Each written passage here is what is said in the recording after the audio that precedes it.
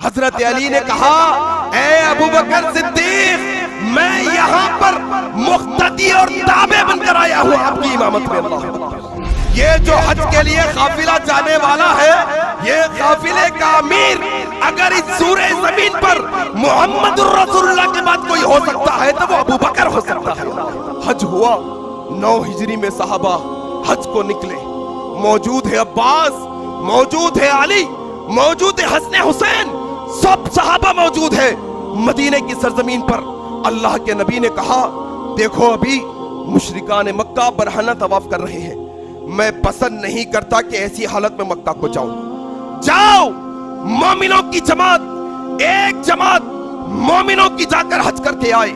اور لوگوں سنو، محمد الرسول اللہ نے ابو بکر صدیق کے تعلق سے عقیدہ سکھایا اور کہا یہ جو حج کے لیے قافلہ جانے والا ہے، یہ قافلے کا امیر اگر اس سورہ زمین پر محمد الرسول اللہ کے بعد کوئی ہو سکتا ہے تو وہ ابو بکر ہو سکتا ہے۔ اللہ اکبر۔ علی کی موجودگی میں رضی اللہ عنہ کہا ابو بکر جاؤ۔ نکلے ابو بکر، قافلے کو لے کر جا رہے ہیں، نکلے ہی تھے 1-2 دن میں سورہ توبہ کی آیت نازل ہو گئی، سورہ توبہ کی آیت نازل ہوئی۔ اللہ کے نبی نے کہا علی جاؤ، مومنین حج کے سفر پر ہے، سورہ توبہ کی یہ آیتیں انہیں سنا کر آؤ، ساتھ جاؤ۔ حضرت علی جا رہی ہے، ایک مقام پر مل گئے، ابو بکر دیکھے، دیکھتے پوچھے یا علی، علی تم یہاں؟ اچھا یہ بتاؤ کیا تم امیر بن کر آئے ہو یا مقتدی بن کر آئے ہو؟ اللہ اکبر۔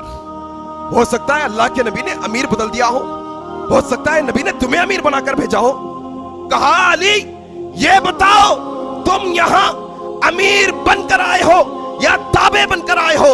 حضرت علی کے یہ جملے وہ لوگ یاد رکھ لیں جو علی کی محبت میں نمبر 1 پر علی کو لانا چاہتے ہیں۔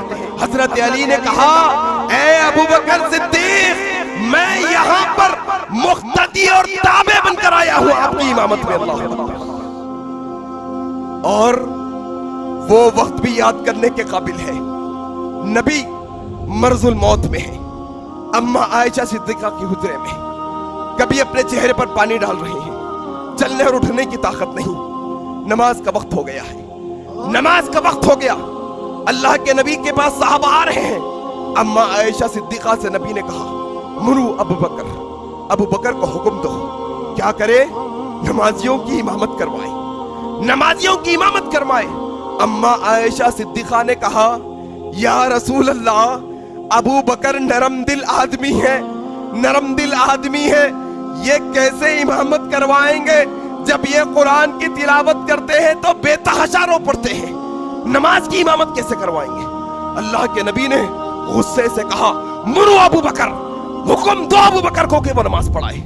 نبی کی زندگی میں، نبی کی موجودگی میں اللہ کے نبی نے یہ انڈیکیشن دیا، یہ نشاندہی کی کہ اگر نبی کے بعد نبی کے مصلی پر اگر کوئی کھڑا ہونے کا حقدار ہے تو وہ ابو بکر ہے۔ اللہ اکبر۔ ابو بکر آئے، نماز پڑھائے، چل رہی ہے نمازیں، اللہ کے نبی حجرے میں ہیں، اچانک ایک نماز میں دوسری آواز کی امامت آ رہی ہے، ایک نماز میں دوسری آواز کی امامت کی آواز آ رہی ہے۔ کس کی؟ عمر ابن الخطاب کی۔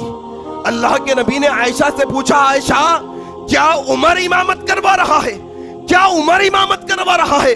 نہیں نہیں نہیں نہیں، ابو بکر کے علاوہ کوئی امامت نہ کروائے۔ اللہ اکبر۔ اس کو عمر ابن الخطاب کو بھی اجازت نہیں تھی نبی کی غیر موجودگی میں ابو بکر کے علاوہ امامت کروانے کی۔ یہ بنیادی باتیں ہیں میرے بھائی، ہمارے نوجوانوں کو سکھانا ہے یہ باتیں ساری کی ساری۔ حسین ستارہ ابو ہریرہ، نبی کا پیارا ابو ہریرہ۔